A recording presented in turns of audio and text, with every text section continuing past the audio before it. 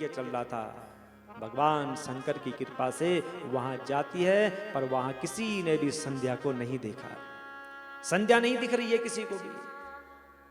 और संध्या ने उस समय मन में विचार किया कि भगवान शंकर ने कहा है कि तुम जिसको भी याद करोगी वही तुम्हारा पति होगा, तो क्यों ना मैं उस ब्रह्मचारी को ही याद करूं जिसने मुझे सुंदर मंत्र दिया है, जिसने मुझे उपदेश दिया है। तो वशिष्ठ जी को मन में याद करती है।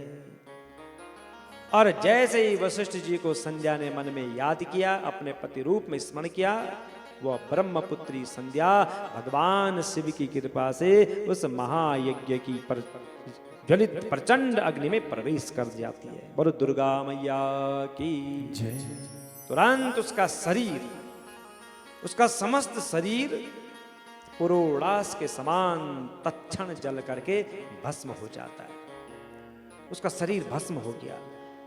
और पुनः सदा शिव की आज्ञा से अग्नि ने उसके शुद्ध शरीर को भस्म करके सूर्यमंडल में प्रविष्ट करा दिया, सीधे सूर्यमंडल में। और तदंतर सूर्य ने क्या किया, उसके शरीर को दो भागों में विभक्त कर दिया। पितरों एवं देवताओं की प्रसन्नता के लिए अपने रथ में स्थापित कर दिया सूर्य भगवान ने संध्या के शरीर को। उसके शरीर का जो ऊपर का भाग था वही रात्रि तथा दिन के बीच में होने वाली प्रातः संध्या हुई, और जो उसके शरीर का शेष भाग था वही दिन तथा रात्रि के बीच होने वाली संध्या कही गई है, जो सदैव पितरों की प्रसन्नता का कारण होती है। सूर्य उदय के पहले जब अरुणोदय होता है तब देवताओं को प्रसन्न करने वाली प्रातः संध्या का उदय होता है, और जब लाल कमल के समान सूर्य अस्त हो जाता है तब पितरों को प्रसन्न करने वाली सायं संध्या का उदय होता है। उसके मनन सहित प्राण को परम दयालु शिव ने शरीरधारियों के दिव्य शरीर में निर्मित कर दिया है। इसीलिए तो सुबह और शाम संध्या करनी चाहिए, जितना हो गायत्री का जप, ब्राह्मणों को विशेष करके, क्योंकि इससे बल मिलता है। संध्या करने से देवता भी प्रसन्न होते हैं और पितृ भी प्रसन्न होते हैं। जितना हो सके गायत्री करो खूब। पर गायत्री केवल जो है कि पुरुषों के लिए है, माताओं के लिए नहीं है। और आजकल तो हम देखते हैं जगह जगह गायत्री मंत्र लिखे हुए हैं, स्कूलों के बाहर लिखे हैं, सड़कों पर लिखे हैं। ऐसा नहीं होना चाहिए। गायत्री क्या है, साइलेंट है।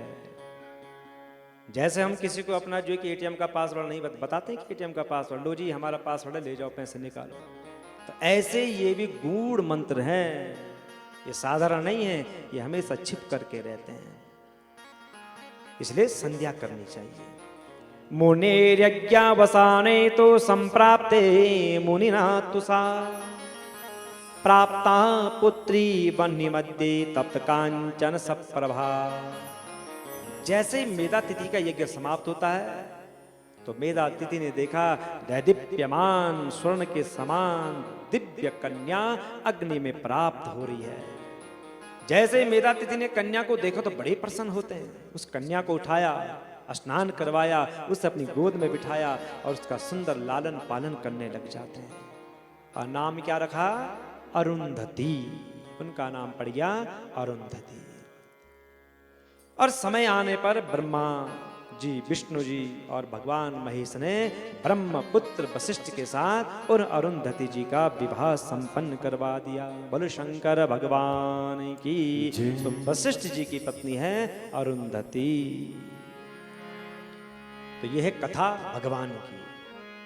जो शुभ व्रत वाला पुरुष अथवा नारी इस कथा को सुनते हैं, इस चरित्र को सुनते हैं, उनके सभी मनोरथ पूर्ण हो जाते हैं। हे शिव शंकर नमामि शंकर, हे शिव शंकर नमामि शंकर, हे शिव शंकर नमामि शंकर, हे शिव शंकर नमामि शंकर, नमामि शंकर भजामि शङ्कर नमामि